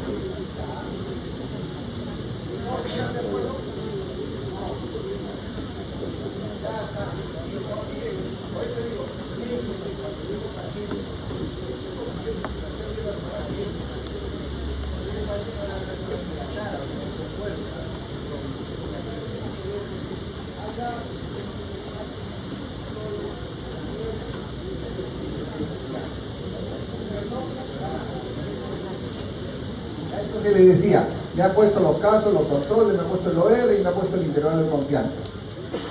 Entonces dice, ¿cuál es? Si ustedes marcan hiperbilirubinemia, al lado. Si dicen, no, estaba bien el profesor, todos salen contentos. ¿Qué marcaste? Hiperbilirubinemia, todos están felices. Y cuando les doy la respuesta, no es eso. Pero profesor, es que no han leído bien. El intervalo de confianza, todo lo que consejo, todo lo que encuentren que el intervalo de confianza incluya uno, lo desechan y así. Y la otra pregunta que puede ser, ¿cuál es el factor de riesgo cuyo resultado es más preciso? Que tiene que intervalo. Lo calculan y esto. Obviamente, nuevamente les digo, reiterando, que desechamos aquellos que no son estadísticamente significativos. No me vayan a poner luego esta de acá, perdón, distrés respiratorio, no dice su compañera. Entonces calculen y vean, ¿ya? Listo. Esta es otra medida. El hazard radio es una medida de incidencia. ¿Cuál es la característica? La característica que le asocia un componente de tiempo. Esa es la diferencia con el riesgo relativo, ¿no? Lo dice a los 2 años cuál es el riesgo, a los 3 años cuál es el riesgo, a los 4 años cuál es el riesgo, lo cual no lo hace el riesgo relativo, ¿cierto? Y esto sirve para esto de acá, para las famosas curvas de sobrevivencia. Se llaman de sobrevivencia, pero se puede hacer no solo para la sobrevivencia, sino por ejemplo para la remisión de la enfermedad.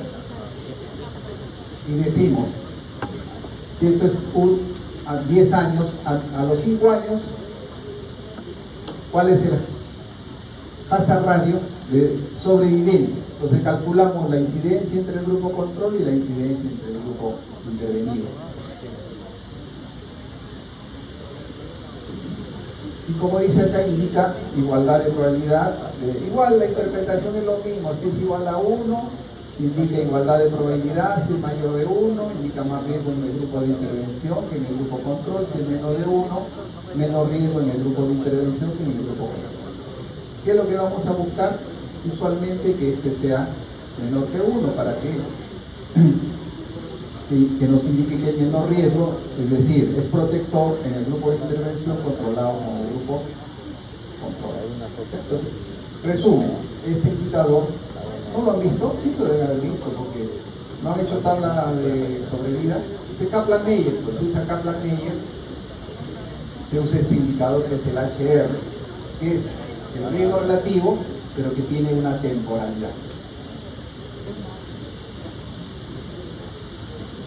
Y por eso dice acá, a diferencia del riesgo relativo, que es en un momento, el HR evalúa la ocurrencia de un evento durante toda la duración del estudio, evaluando el riesgo en cada instante, al año, a los 2 años, a los 3 años.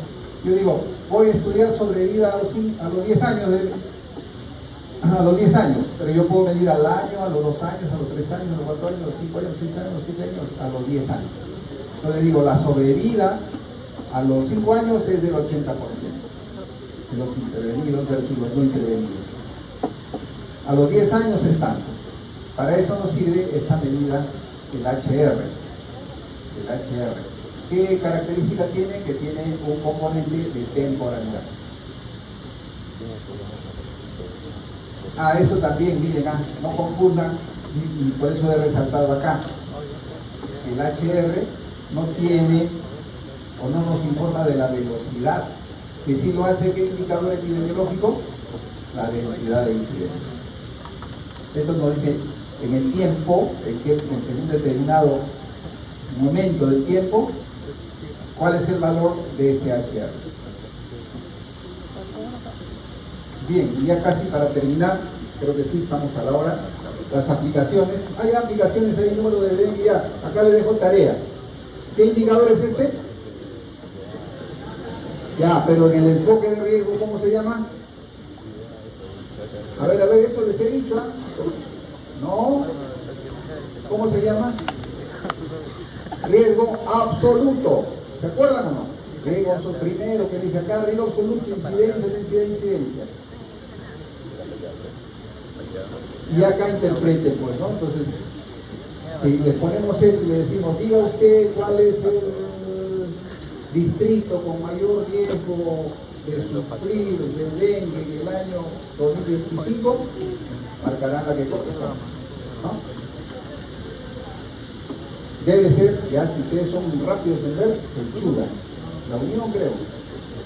No, a ver, Sechura, tiene razón. Entonces, acá la pregunta sería, ¿cuál es el distrito de alto riesgo? ¿Cuál es el distrito de alto riesgo?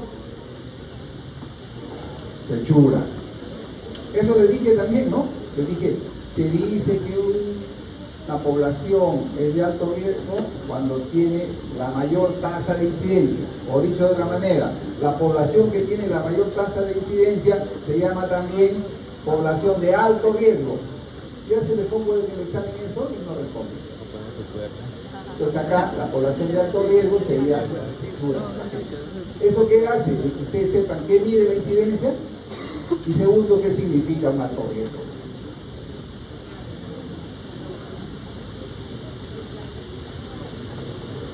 Esto es factores de riesgo para resistencia entre pacientes con tuberculosis, un estudio de casos y controles también. Entonces, cuando ustedes ven un estudio de casos y controles, la medida epidemiológica que van a identificar es el OR, pues, ¿no? Y nuevamente revisen con calma y háganse la misma pregunta que les he hecho yo. ¿Cuál es la población o cuál es el factor de riesgo más importante, que está más fuertemente asociado? ¿Cuál es el que está menos fuertemente asociado? ¿Cuál es el protector? ¿Cuál es significativo? ¿Cuál es más preciso? Todo eso resuelven en eso. Y si lo hacen, el resultado en el examen está asegurado. ¿Está bien? Ya esto de acá, para calcular el valor del OR nos salió este resultado. ¿Cómo se interpreta? Aquellos que estamos viendo. Listo, entonces ¿cómo interpretamos? Aquellos que tienen un ingreso mensual menor de $100, 100 euros, 100 soles, lo que sea, ¿no? Tienen 5 veces la posibilidad de tener tuberculosis multirobo resistente que aquellos que tienen un ingreso mayor de $100, 100 pesos. Y este resultado es estadísticamente significativo. Ahí está, ya está con respuesta y todo. Para que interpreten acá con tranquilidad, también lo revisan con calma, se hacen las mismas preguntas. ¿Está bien? Y con esto terminamos. Uso del enfoque de riesgo. Miren, esto que hemos trabajado se utiliza, pues, ¿no? Y se utiliza dentro del sistema formal de atención y fuera del sistema formal de atención. Dentro del sistema para mejorar las coberturas. Para eso nos sirve el enfoque de riesgo. Mejoramiento de los patrones de referencia, también para prever. Yo tengo, ejemplo, dice, es un factor de riesgo para que haya parto prematuro, que tenga un nivel socioeconómico bajo. Entonces, cuando yo hago la evaluación del paciente, tengo que ver ese factor de riesgo. Y si lo identifico, voy a decir, esta persona tiene la probabilidad mayor de sufrir o de tener un parto prematuro, entonces tengo que estar preparando la referencia a un establecimiento de mayor complejidad. Para eso sirve el enfoque de riesgo. En este contexto, de mejorar el patrón de referencia. No voy a esperar que nazca el prematuro y recién lo voy a mandar envuelto en mantas a un nivel de complejidad más alta. El riesgo de que fallezca este paciente, este niño, va a ser mayor. Entonces, para eso nos sirve el enfoque de riesgo. Modificación clínica de los factores de riesgo, evidentemente, ¿no? Si yo conozco cuáles son los factores de riesgo, voy a dar las pautas a mis pacientes para que modifiquen los factores de riesgo que están condicionando la probabilidad de desarrollar una enfermedad. También la organización del sistema de salud regional y nacional nos va a servir también para el enfoque de riesgo y también para el adiestramiento del personal, ¿no? Si yo voy a ver que hay patologías que se relacionan con determinados factores de riesgo, el programa de capacitación estará orientada hacia esos elementos. Y fuera del sistema formal, autocuidado y atención a la familia, ¿no? Por ejemplo, ¿qué? Sabemos que los ácidos grasos saturados están asociados con problemas cardiovasculares. O sabemos que aquellos alimentos que tienen grasas trans están asociadas con daños a la salud. Entonces, esa es una información epidemiológica que la podemos usar en el contexto del autocuidado y atención de nuestra familia cuando vamos al supermercado y revisamos, ¿no? Y decimos, no, si tiene grasas trans, no la voy a consumir. O dice alto en azúcar, alto en sodio, no la voy a consumir por los reductos. Entonces, para eso nos sirve este enfoque de riesgo fuera del sistema formal de salud. También en la atención comunitaria extendida y en el desarrollo de políticas intersectoriales. ¿Por qué? Porque el enfoque de riesgo nos va a identificar que no solamente hay factores que están relacionados con el sector salud, sino con sectores fuera de salud. Y por lo tanto, para enfrentarlos, tenemos que aplicar políticas intersectoriales. Eso es lo que, para eso nos sirve ya finalmente esto que hemos tratado toda la tarde. Sí, por favor.